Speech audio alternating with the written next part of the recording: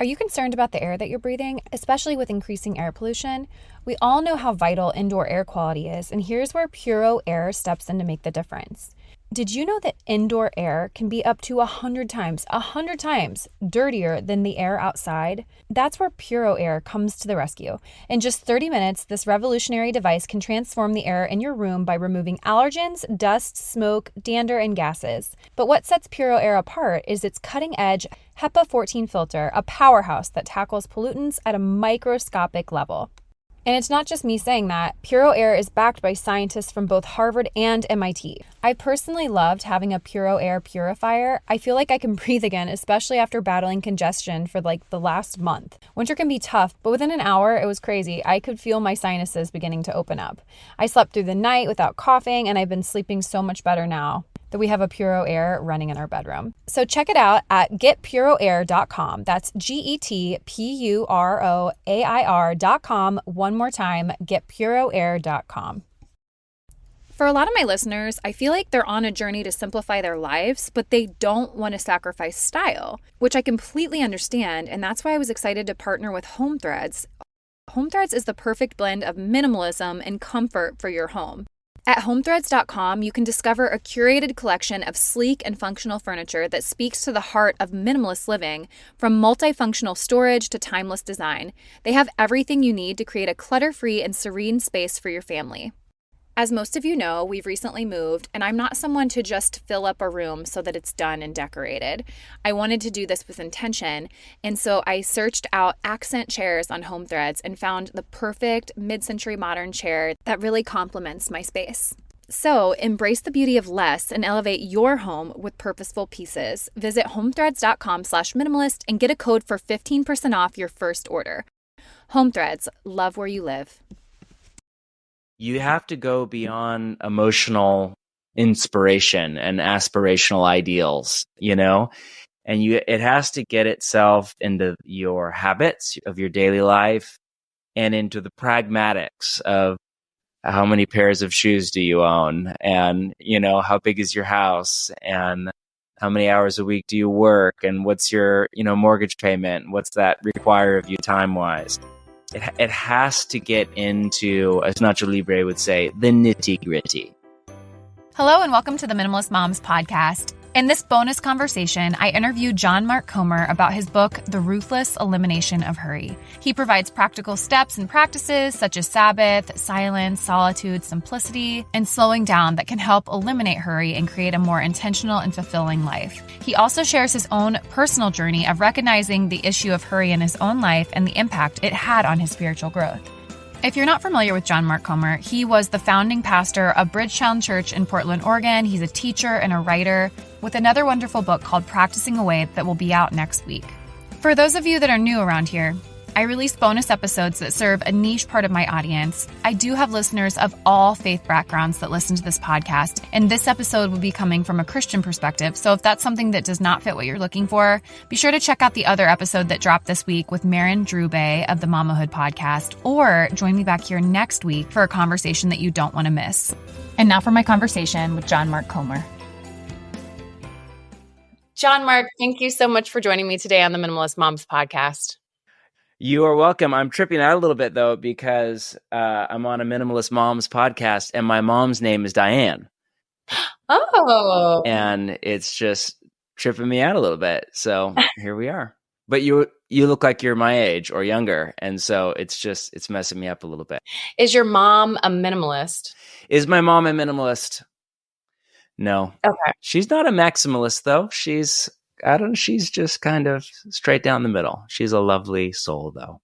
Okay, well, she has a great name, so we're in good company here. Well, I just want to get into it. I'm sure that so many people have heard of your book, The Ruthless Elimination of Hurry. You have a new book called Practicing the Way that has come out, or will be released probably around the time that this episode's going to go out. I want to direct people, believers specifically, to that Practicing the Way book. We are going to focus a little bit more on the Ruthless Elimination of Hurry today. So quickly, why don't you go ahead and introduce yourself, and then we'll get into our conversation. Yeah, my name is John Mark Comer, and I recently moved to Topanga Canyon in Los Angeles, For the last 20 years, I was a church planner and pastor of Bridgetown Church in Portland, Oregon, up in the Pacific Northwest. And then recently stepped down for good reasons to start a new nonprofit called Practicing the Way. And we create resources for spiritual formation and the growth and the health of the soul for communities to do together. But I also write books about all sorts of things. And it sounds like one of the things we'll talk about is slowing down and simplifying your life. Yes, absolutely. And I know that in your new book, you do talk about, I want to mention this at the beginning, because you do talk about how spiritual formation isn't just a Christian or a religious thing, and that we're all being formed by something. And I think that's so important to consider as we just evaluate what is foundational in our lives. Yeah. If you're new to this language of spiritual formation, that's language from a particular stream of the modern Western church. The language itself is kind of drawn from the New Testament writings, in particular the writings of the Apostle Paul. But all we mean by spiritual formation is the process by which your spirit, and all we mean by that is your inner woman or man, your inner self, is formed into a particular shape, or, what older generations called a character. And yes, I make the point in the book that normally it's only Christians that use the language of spiritual formation. But by that definition, the process by which your inner self is formed into a particular shape, spiritual formation is not a Christian thing. It's not even a religious thing. It's a human thing. And it's a non-optional thing. We have been formed. We are being formed. We will be formed. Occasionally, people, Christian kind of people, will say to me that they are really getting into spiritual formation. And what they tend to mean by that is they are reading books by experts on spiritual formation, or practicing contemplative prayer, or silence, or slowing their life down, or maybe beginning to process their life and past in therapy. All beautiful things. But I like to kind of lovingly push back and say, listen, you have been into spiritual formation since before you came out of your mother's womb. You've been spiritually formed. All of us are a product of spiritual formation. Diane is, I am, Mother Teresa is, Chairman Mao or Hitler were, Genghis Khan was, Elizabeth, Queen Elizabeth was. All human beings have been, and those that are still living are currently being spiritually formed by this complex alchemy of genetic inheritance and family of origin and childhood wounds and habits and attitudes and belief systems and faith and relationships and our environment and our phones. And that's basically what I explore in this book. I kind of want to break it down, because I do think, again, it is a human thing. And I think the non-believer, because my audience isn't strictly Christian. I have so many different people with so many different backgrounds listening. But I think that I guess spirituality is different than our identity, because I'm thinking that people take their identities and it becomes their job or their activism or fill in the blank of something that ranks really high in their life. And that becomes an identity, but it's not necessarily your spirit. So never mind. I kind of answered that question myself. Well, it's all tied together. We do who we are, Yes, absolutely.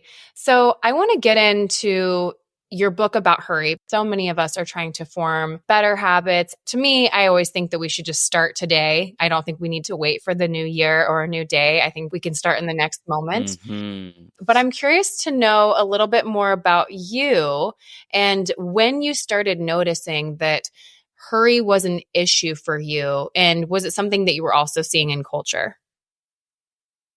Yeah, I mean, I've reached that tipping point that a lot of us reach of adulting and work responsibility, and we have 3 children, and your childhood wounds or just the accumulated pain of a lifetime begins to catch up to you at some point in your journey through life, whatever your faith perspective is. And I'm a follower of Jesus. So my life is devoted to apprenticeship to Jesus. And one of my life goals is year over year to be spiritually formed, to become more like Jesus. There's a list of character attributes or kind of inner dispositions in the New Testament, in the book of Galatians, or the letter to the Galatians, that are called the fruit of the Spirit, is language used in the New Testament. And it's basically a description of the inner attributes of Christ. And it's love, joy, peace, patience, kindness, gentleness, faithfulness, and self-control, which is kind of like what we would call emotional regulation today. And so that's one metric. It's not the only one in the New Testament, but one of my life goals is year over year to become more loving and joyful and peaceful and patient and kind and gentle.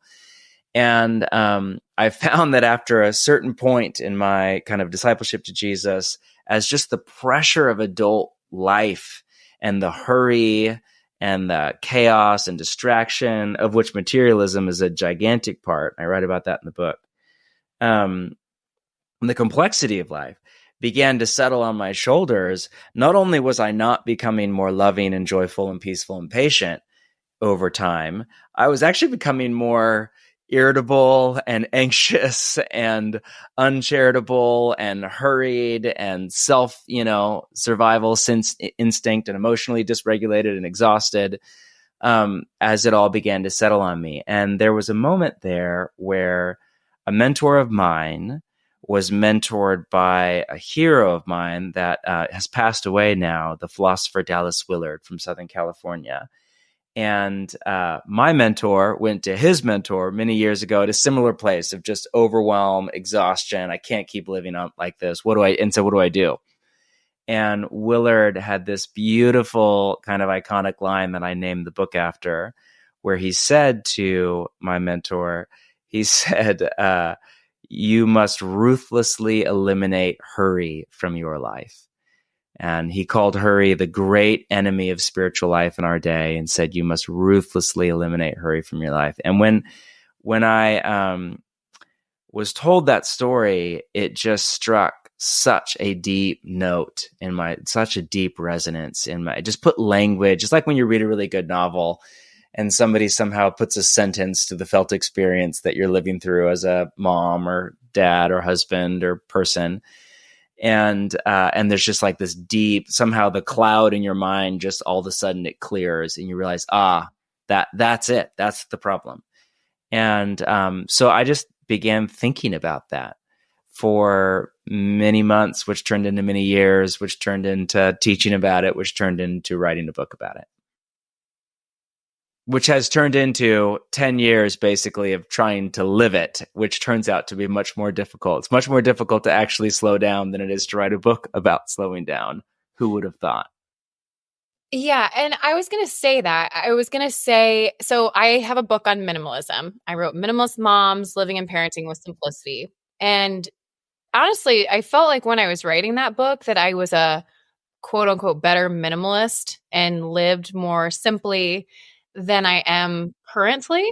Maybe I was like meeting myself in the mirror. Yes. But I feel like it is, I guess my question to you is, how do you actually live that out? I mean, what I want to know simple, practical steps, sure. But I just feel like it is so hard to ruthlessly eliminate hurry. It's just our culture. How do you go live so anti-culture? Yeah. Yeah. Well, I mean, I think the key is, and this is probably where there's a lot of similarity between our work, you have to go beyond emotional inspiration and aspirational ideals, and it has to get itself into your habits of your daily life and into the pragmatics of how many pairs of shoes do you own, and, how big is your house, and how many hours a week do you work, and what's your, mortgage payment? What's that require of you time-wise? It has to get into, as Nacho Libre would say, the nitty-gritty. And again, the Hurry book, which has overtones, many people who are not followers of Jesus have read it and found it at some level helpful, but it's very much written with followers of Jesus in mind. So I basically talk about what in the Christian tradition are called spiritual disciplines, or I call them practices. And there are quite a few, and they're basically kind of these activities that you see in Jesus' life rhythm, that you see when you read the four Gospels. you just see Jesus do certain things, not the things that he's famous for, healing the sick or deliverance or teaching. You see him have these kind of habits, like in Mark's gospel, one of the first stories you read, very early in the morning while it was still dark, Jesus got up and went out to a solitary place where he prayed. And then you just read about Jesus doing this, basically getting up early or staying up late and sneaking away from people and noise to be alone with God and pray. You just see him do this constantly.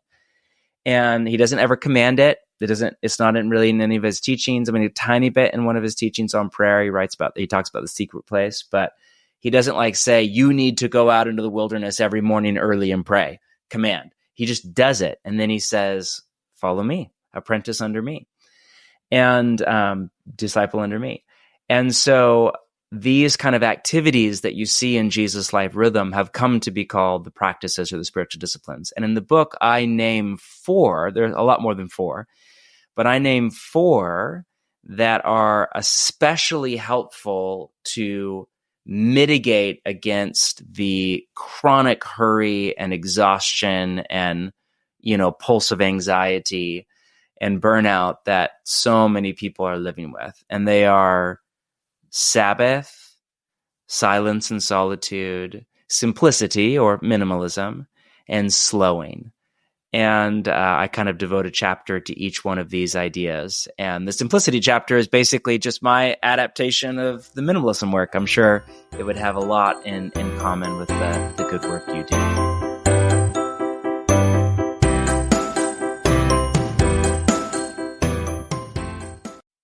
I've said it before, but even though I'm a minimalist, I still love clothes. That said, I prefer to shop quality over quantity, but I can't always afford to shop that way until I discovered Quince. Quince offers a range of high-quality items at prices within your budget, like 100% Mongolian cashmere sweaters starting from $50, washable silk tops and dresses, organic cotton sweaters, and 14-karat gold jewelry. And the best part is that all Quince items are priced 50 to 80% less than similar brands, and they're able to do this because they partner directly with the top factories, cutting out the cost of the middleman and passing the savings on to us.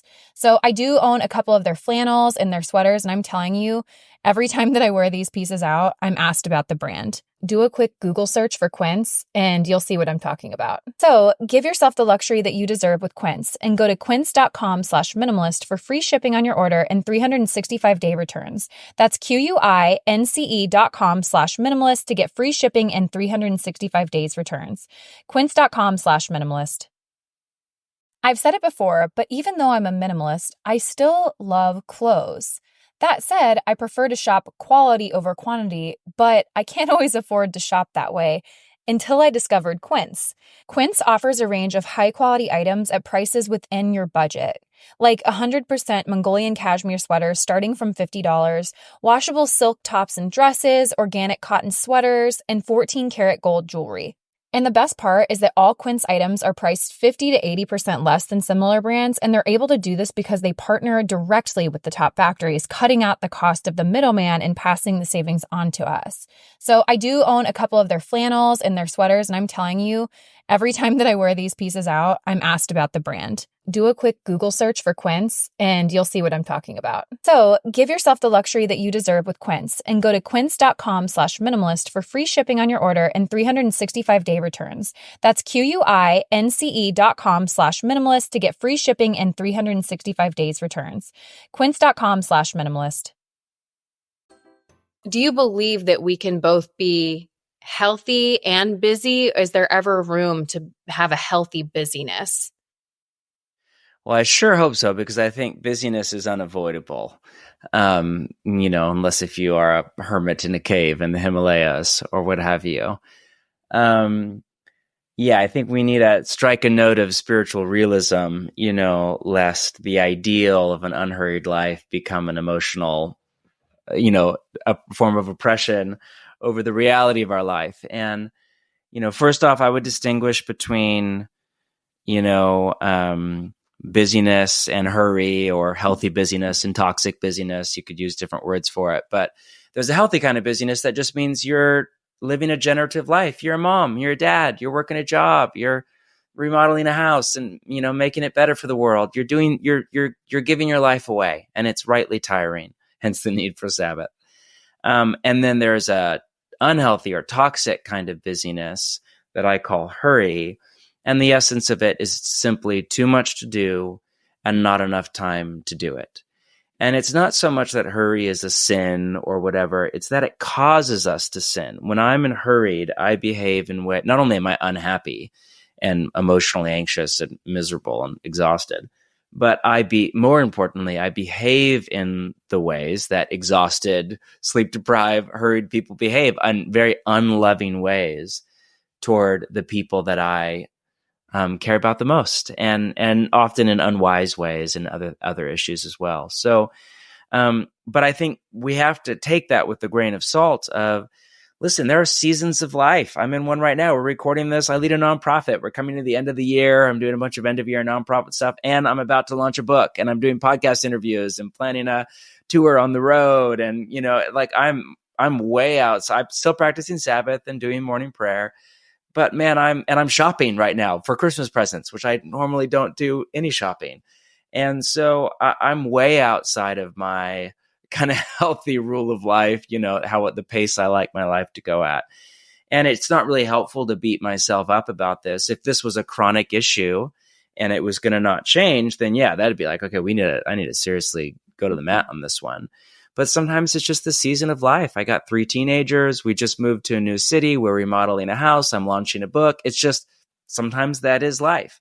So I think, especially for moms or parents of any kind, we need to both fight hurry tooth and nail and not feel guilty when it feels like we're living in a battle. It is a fight. And there are just seasons of life that require a lot from us. And that's actually a sign of a self-giving and meaningful way of being. Yeah. Well, in those seasons, you talk about towards the end of your first book, you talk about something as silly as go the speed limit when you're driving. Like stop fully at a stop sign. Don't pull through it and do that little moseying through a stop sign. We're taking opportunities to go slower and notice. And I think in those seasons that are just by nature busier, we can implement some of these smaller little habits that maybe go unnoticed. Yes. Yeah. I mean, you're working with your body. And that's the thing, is when you begin to talk about how hurry is this great enemy of spiritual formation into people.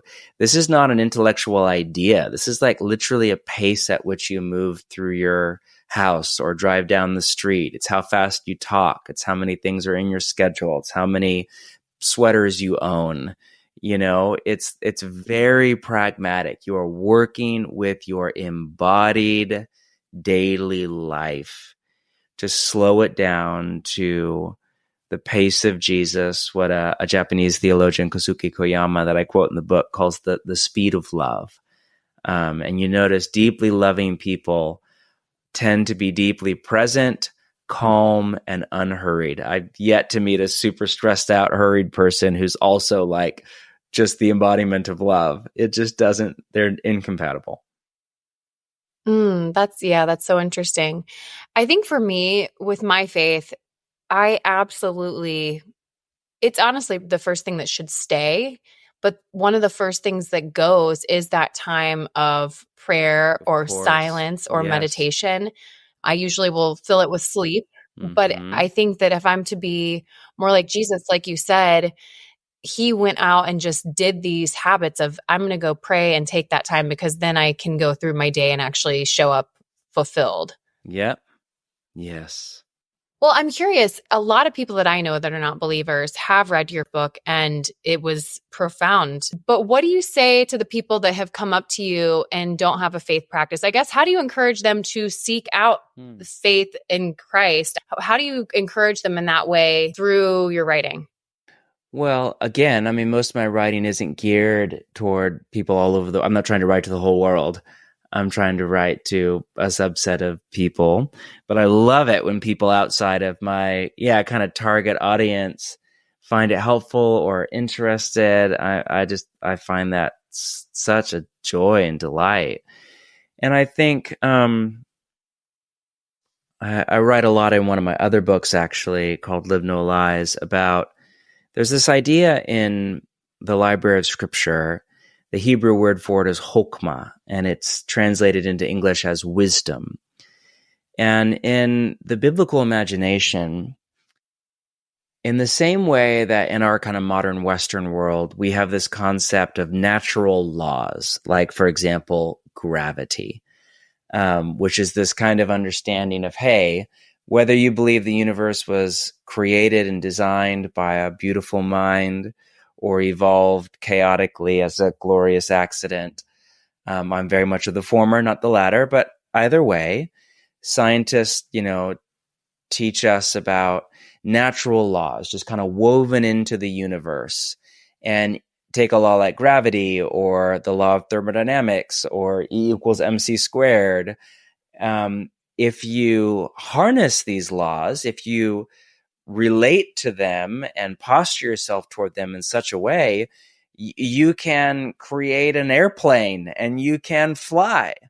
And if you live out of harmony with these laws or in denial or ignorance of them, if you walk off the top of a building, you versus the law of gravity, you will lose, And in the biblical imagination, in the same way that there are natural laws to the universe, there are moral and relational laws to the universe. And this is where most modern Western people, you immediately lose almost everyone. But, many of Jesus's teachings are one thing that's really interesting is how many of them don't get framed as commands. They get framed about statements of reality. So when he says the last will be first and the first will be last, or when he says, for example, it is better to give than to receive. Let's take this to minimalism. He doesn't say you need to give more than you receive. He makes a statement. It's not a command. That it is better. Actually, another way to translate that Greek is you will be happier if you give than if you receive. Now, shocker, social scientists have now absolutely demonstrated this fact that there's more joy in living a simple life that is generous than having a bunch of things and, getting more, like shocking. So hence there's a huge movement toward minimalism from people that aren't Christians and don't follow Jesus.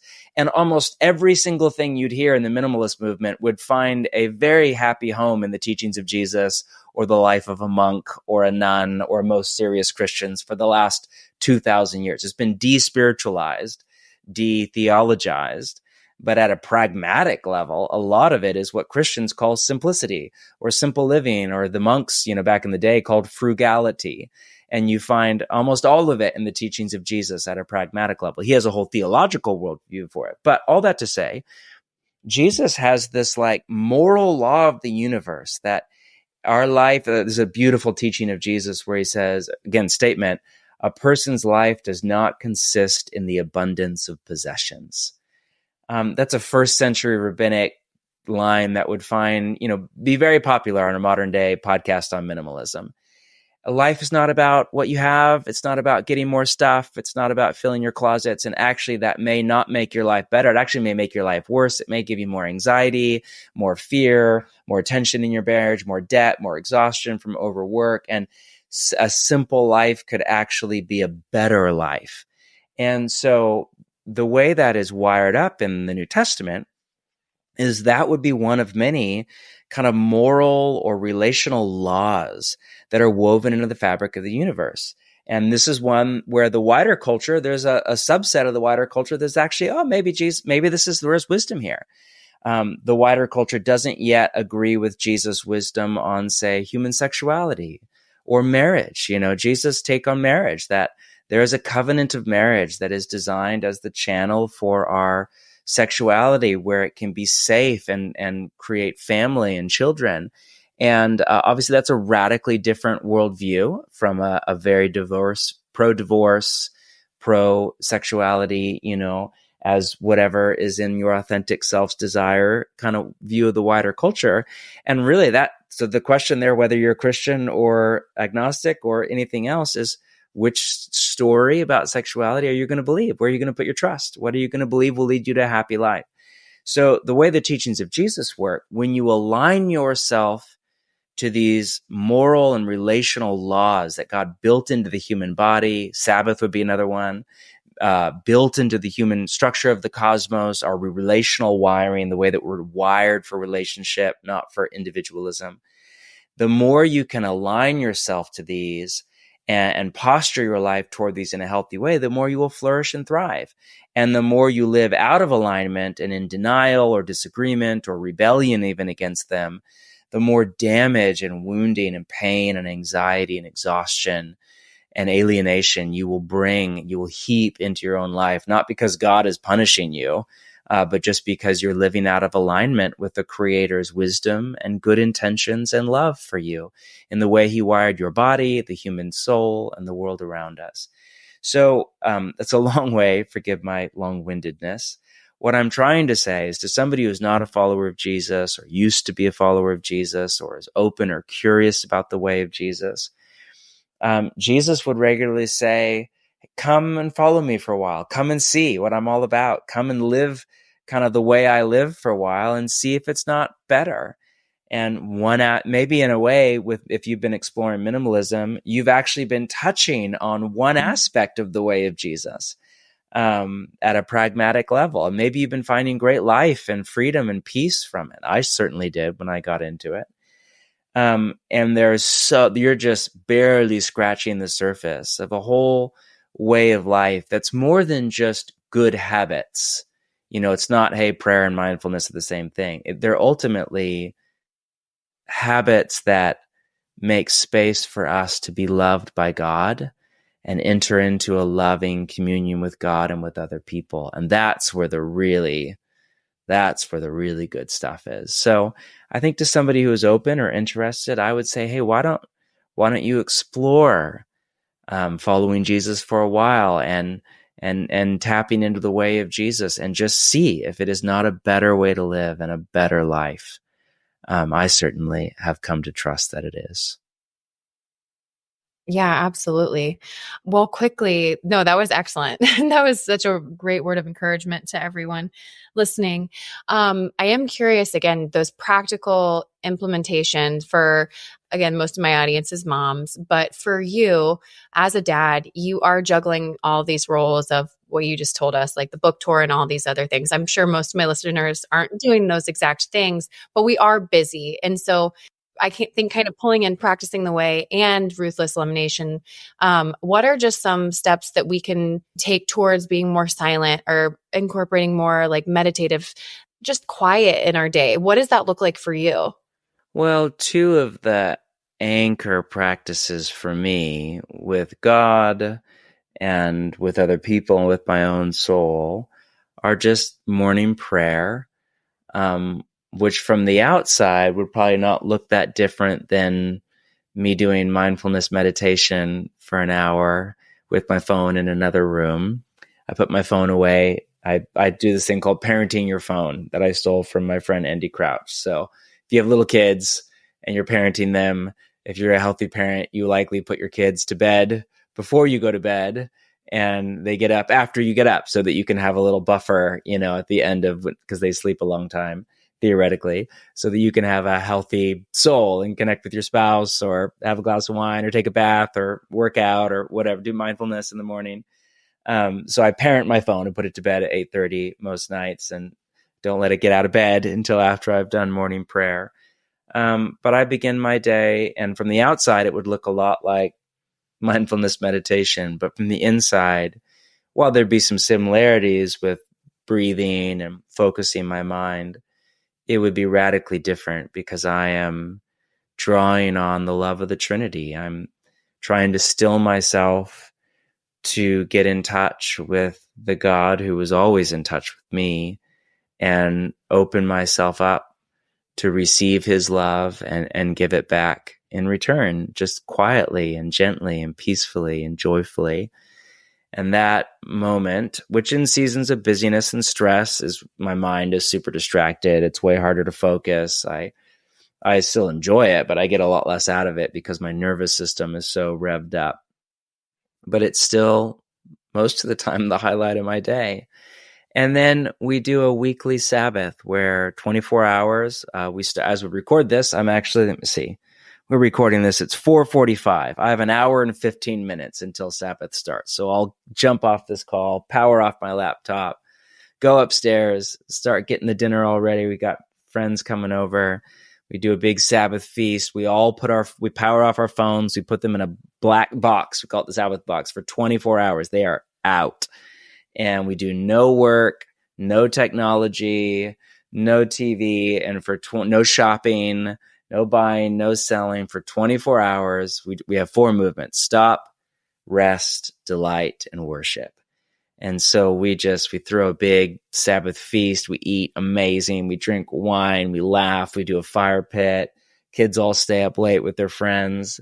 And then we sleep in, and I do prayer and reading and journaling, and we do family time and eat some more and walk the dog. I mean, it's just a delight. And that is an anchor practice for me, to have a whole 24 hours, 1/7 of my life. That's a lot. That is completely devoted, free of work, free of technology, free of ought tos and should dos, free of materialism, free of shopping, free of any errands of any kind, or chores or laundry. Just a whole day to just be with God, be with my family and community, and be with my own soul in a spirit of rest and delight. That it's absolutely anchor practice that I got from the teachings of Jesus, the lifestyle of Jesus, the biographies of Jesus, and the tradition before him. And it has so deeply enriched my life. So those 2 practices for me, so simple and yet so radical in our day and age. You know what I mean? Like radically uncommon and yet so simple. They don't cost a penny, and really, and you can do them for free or close to it.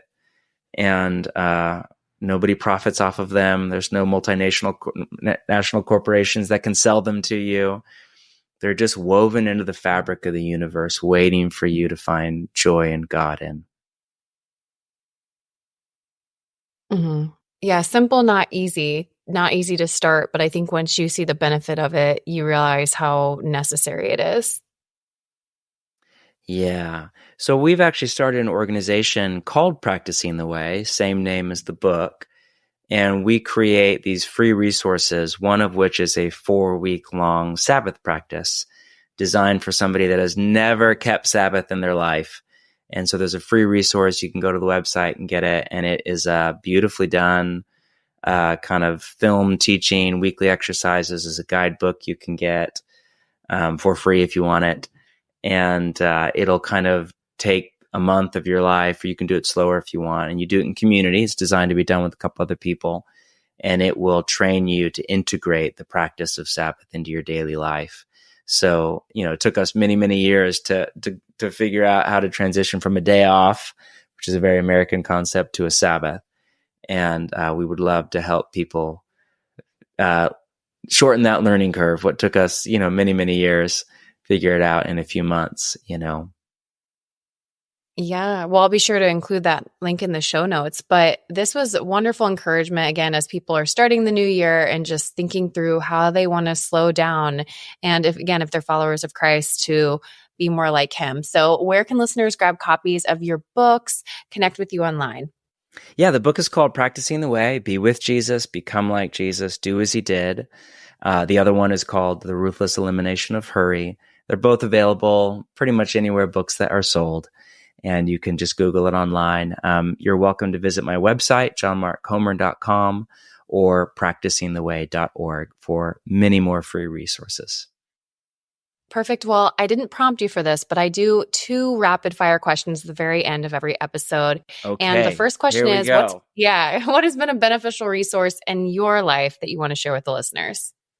I'm loving right now just all the videos and podcasts from the Bible Project. Okay. That's what's coming to mind. Just love it. I draw on that resource all the time. Yeah, those are excellent. Even for kids, I love those for my kids. Oh, yeah. They're like, you can be a PhD or a 4-year-old and you're going to love it. Yep. Yeah, absolutely.